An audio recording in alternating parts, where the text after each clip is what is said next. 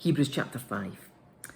Every high priest is a man chosen to represent other people in their dealings with God.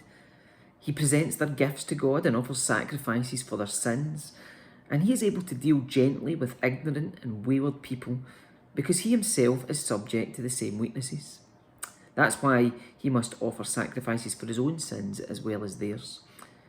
And no one can become a high priest simply because he wants such an honour. He must be called by God for this work, just as Aaron was.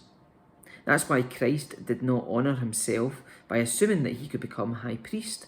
No, he was chosen by God, who said to him, "You are my son. Today I have become your father."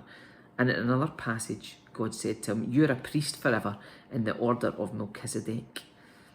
While Jesus was here on earth, he offered prayers and pleadings with a loud cry and tears to the one who could rescue him from death. And God heard his prayers because of his deep reverence for God. Even though Jesus was God's son, he learned obedience from the things he suffered. In this way, God qualified him as a perfect high priest, and he became the source of eternal salvation for all those who obey him.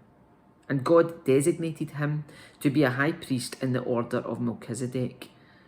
There is much more we would like to say about this, but it is difficult to explain, especially since you are spiritually dull and don't seem to listen. You've been believing for so long that now that you ought to be teaching others. Instead, you need someone to teach you again the basic things about God's word.